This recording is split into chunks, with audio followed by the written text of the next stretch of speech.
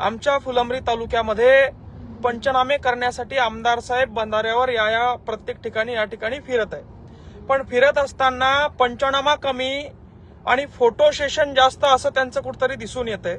ज्या गावामध्ये त्यांचा कार्यकर्ता आहे, ज्या गावामध्ये त्यांचा बूथ प्रमुख आहे, त्याच्या शेतामध्ये जाऊन ते मोजके कार्यकर्ते फोटो सेशन त्या ठिकाणी करत आहे।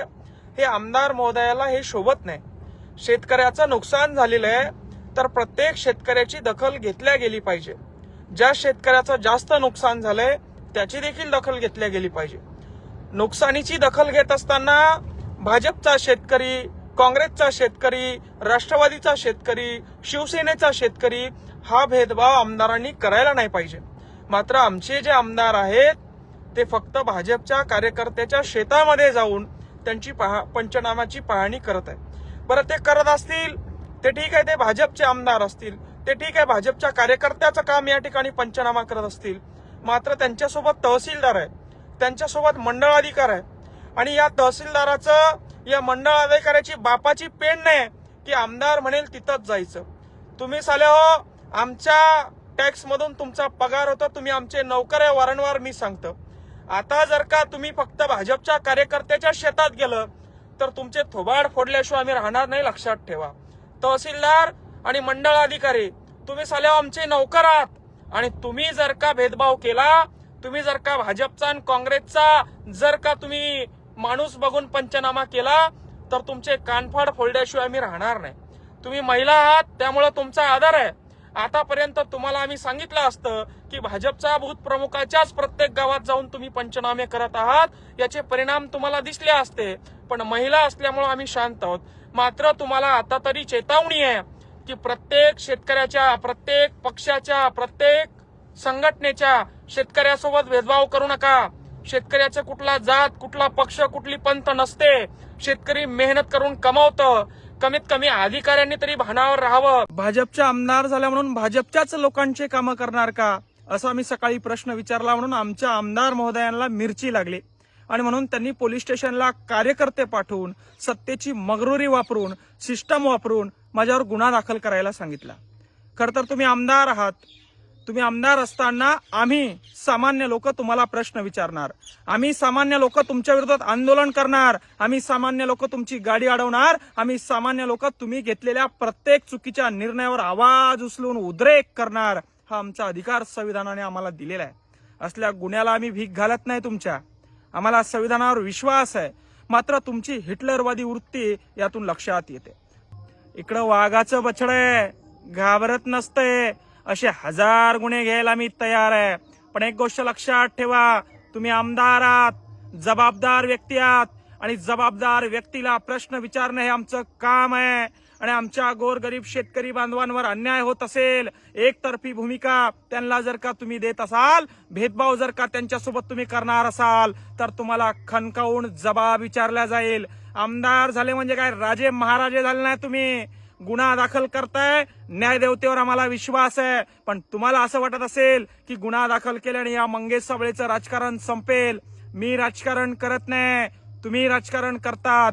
भ्रष्टाचारी अतुल चव्हाण राजकारण करतो। 250 कोटीचा भ्रष्टाचार झाला म्हणून सांगितलं, 4 आठवड्यात उत्तर देतो म्हणे। अजून उत्तर आलं नाही, 15 आठवडे व्हायला आले आणि तुम्ही आमदार कसे झालात हे देखील आम्हाला माहिती आहे। तुमचा पुतण्या जिल्हा परिषद सदस्य कसं झालं हे देखील आम्हाला माहिती आहे।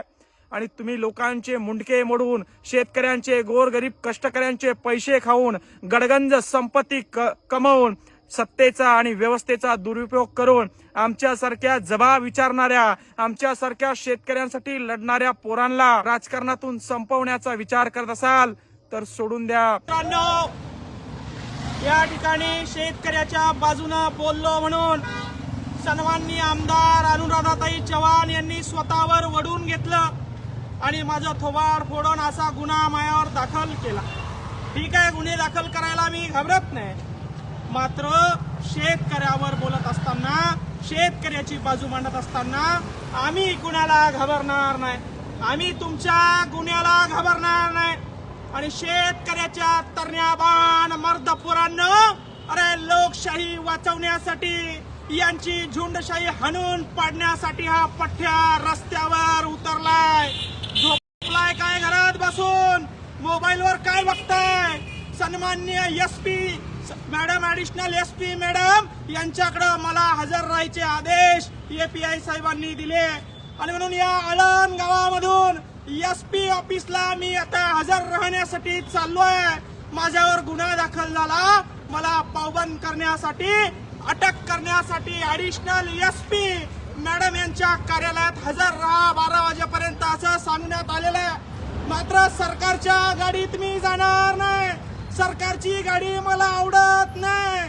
सरकारच्या गाडीला मी बोजा बनणार नाही. मी शेतकऱ्याचा पोरगा म्हणून असं रस्त्यावर चालत जाणार आहे. एसपी ऑफिसला चालत जाणार आहे. आळंद पासून निघालो. अरे शेतकऱ्यांच्या पोरांनो, शेतकऱ्यासाठी कळवा असेल तर चला या एसपी ऑफिसला जाऊया आणि या झुंडशाहीला, हिटलरशाहीला हाणून पाडूया. जय जवान, जय जवान, जय जवान, जय जवान, जय जवान, जय जवान. आणि माझ्या पाठीवर हवालदिल झालेला शेतकरी लटकलेला आहे. या शेतकऱ्याच्या अपेक्षा, या शेतकऱ्याच्या खांद्यावरचं कर्ज माझ्या खांद्यावर घेऊन एसपी ऑफिसला मी निघालेलो आहे. दाखवून दे शेतकरी आपला. जय जवान, जय जवान.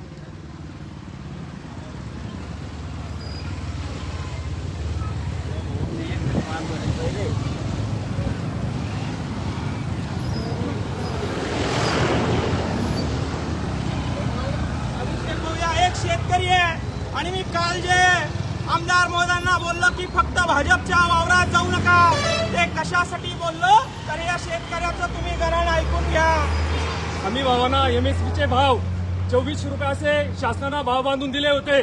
परंतु तालुक्यात रजिस्ट्रेशन झालं, हजारो शेतकऱ्यांना रजिस्ट्रेशन केलं, पण काही मोजक्याच शेतकऱ्यांचं मक्का त्या ठिकाणी खरेदी केलं गेलं. पण साधारण शेतकरी जो आहे, गरीब शेतकरी, त्याची 24 रुपये हमी भावांना मक्का विकली नाही. त्यांना प्रायव्हेट बाहेर 1400 रुपये भावांना मक्का विकली आणि शेतकऱ्यांचं त्या ठिकाणी मोठं नुकसान झालं. आणि फुलंब्री तालुक्याचं दुर्दैव आहे की प्रत्येक वेळेस असा शांत आमदार भेटतो आणि तालुक्याला कुठलीच प्रगती नाही. शेतकऱ्याचं कोणताही आमदार काम करून द्यायला तयार नाही. पण शेतकऱ्यांच्या मुलं आवाज उचलायला लागले, त्यांच्यावर गुन्हा दाखल करता, दडपशाही करता. गावापासून ते तालुक्यापर्यंत या भाजप सरकारची गुंडगिरी चालू आहे. एवढं बोलतो आणि थांबतो. जय जवान. त्या अनुषंगानेच फक्त भाजपच्या कार्यकर्त्यांची मक्का 2400 रुपये भावानं खरेदी केली गेली. 6 महिन्यापासून आमच्या शेतकऱ्यांमध्ये हा उद्रेक होता आणि म्हणून काल गावाची पाहणी करायला आले तर फक्त बूथ प्रमुखाच्या वावरात गेले, चहा नाश्ता पोहे खाल्ले. मी सन्माननीय आमदार महोदयाला सरपंच म्हणून फोन केला की एका गरीब शेतकऱ्याच्या वावरात गहू पडलेले आहे सांगण्यासाठी, तिकडे देखील भेट द्या म्हणून. आमदार महोदयांनी माझा फोन घेतला नाही. मात्र मी बोललो आणि मी काय बोललो की जर तुम्ही असा भेदभाव केला तर मी असं काही करेल. आमदार महोदयांना उद्देशून मी कधी बोललोच नाही. तरी देखील माझ्यावर या ठिकाणी गुन्हा दाखल झाला. आता मला अटक करण्यासाठी शासनाची गाडी येणार होती, पण मी म्हणलं आपण पायी एसपी ऑफिसला जाऊया, तिथं अटक होऊया आणि महिना 15 दिवस तिथंच राहूया. म्हणून माझा शेतकरी शेतकरी बांधव घेऊन मी एसपी ऑफिसला निघालेलो आहे.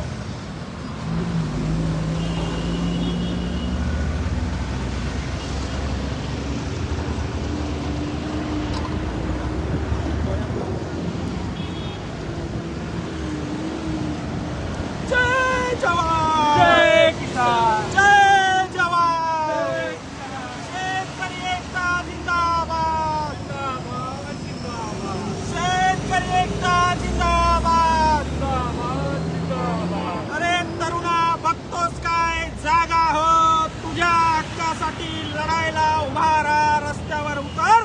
हा संदेश देण्यासाठी एक तरुण या ठिकाणी आज रस्त्यानं SP office, additional SP madam यांच्या कॅबिन मध्ये चाललेला आहे.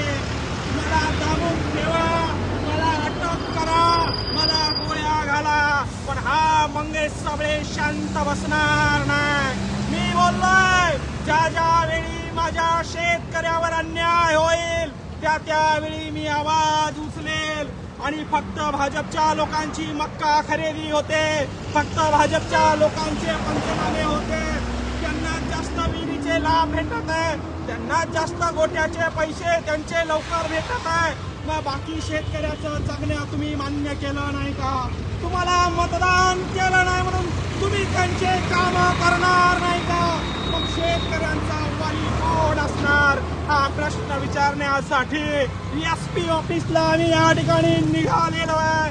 मायबाप जनता आळंद या ठिकाणाहून संभाजीनगर SP ऑफिसला पायी यात्रा आम्ही काढलेली आहे. आणि प्रशासनाला विनंती आहे, जर मी शेतकऱ्याच्या बाजूनं बोलत असाल, माझ्यावर गुन्हा दाखल होत असेल, तर या अनुराधाताई चव्हाण आणि यांचे पती अतुल चव्हाण यांनी 4,000 कोटीचा आणि 250 कोटीचा नवीन घोटाळा केलाय. याची चौकशी मुख्यमंत्री साहेब तुम्ही कधी करणार? म्हणजे जो पैसावाला आहे तो सत्तेचा वापर करून, सिस्टमचा फायदा घेऊन गरीब शेतकऱ्यांच्या पोराला दाबण्याचं काम करणार आहे का? तुम्ही हिटलरशाही या महाराष्ट्रामध्ये चालू केली आहे का? हा प्रश्न विचारण्यासाठी SP ऑफिसला आम्ही निघालेलो आहे. आणि सर्व तरुण बांधवांना विनंती करतोय, अरे हक्काची लढाई आहे, सामील व्हा. अन्यायाविरुद्ध आवाज उचलायला शिकवा, नाहीतर उद्या तुम्हाला पिकाचे पंचनामे होणार नाही, तुम्हाला पैसे मिळणार नाही. फक्त भाजपच्या लोकांच्या खात्यात पैसे येतील तेव्हा मात्र तुम्ही बोंबलत बसू नका. आता या लढ्यामध्ये सामील व्हा. जय जवान.